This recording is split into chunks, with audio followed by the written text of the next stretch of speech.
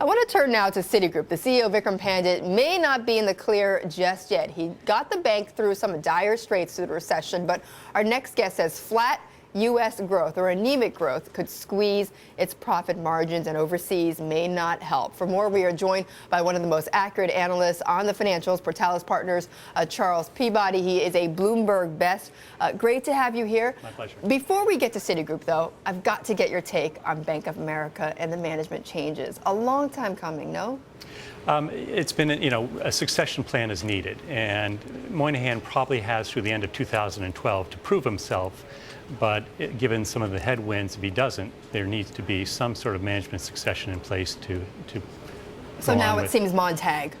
I think he has the inside track because of the businesses and his track record that he's overseen. Okay, but do the changes make sense to you? The people that he ousted, the people he elevated, do they make sense? Well, they're understandable in the sense that I think Sally Krawcheck had her ability to work with Moynihan was probably not so harmonious because of her own personal ambitions. Right. And Joe Price could be tied to some of the past acquisitions like Countrywide and Merrill Lynch. And Barbara DeSore to the mortgages. Right. Okay. So it's understandable. Okay.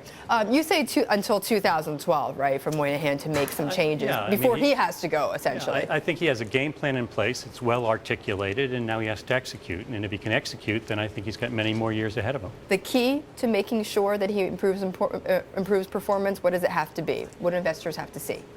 Well, the game plan is one of de-risking and recapitalizing the balance sheet. Okay. And because of that, you're going to lose revenues because you're shedding assets. And so therefore, you have to come up with an expense reduction plan, which they're going to lay out in October. Okay. Let's turn to Citigroup. Very interesting. I mean, what you're saying essentially is that, look, and what we've talked about before with Citigroup is that it's got this great global footprint, right? And this is what's kind of helped it offset some of the slow growth that we've seen in the U.S. here and some of the macro issues there.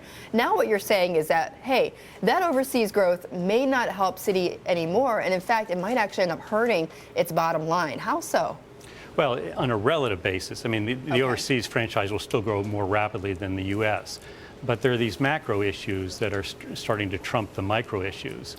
And so Pandit has to continue to invest because they didn't, through the financial crisis, continue to invest in the franchise, but it's going to be in a slower growth environment, so those investments will take longer to show a return. And the macro meaning that because we've seen sharp declines in emerging market indexes, right, stocks. Right. And this is not a surprise to Pandit. Honestly, if I were to vote for the best bank analyst this year, Pandit would be get my vote because he really has identified the idea that the macro would trump the micro and that uncertainty would create slower growth. So this is not a surprise to Pandit, but he has to pursue investments even in a slow growth environment.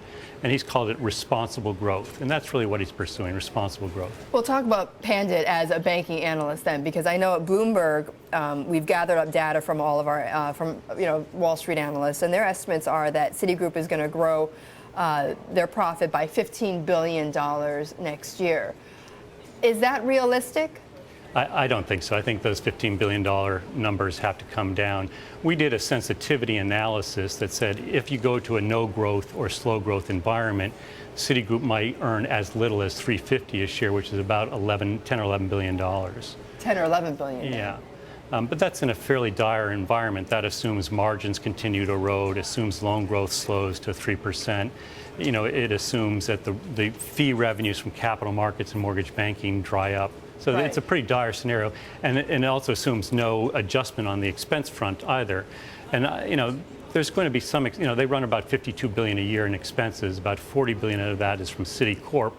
Another $8 billion from Citi Holdings. There is some room to cut expenses in Citi Holdings more aggressively. Like what exactly? I want to get to that because, as you say, he's got to keep investing overseas, though. He's got to keep expanding that footprint, right? So in order for him to really protect those profit margins, where on the expense side, or what exactly on the expense side does he have to do? Does he have to lay off? What does he have to do? Well, a 3% expense reduction, which about $1.5 billion in total dollars, it would not be surprising.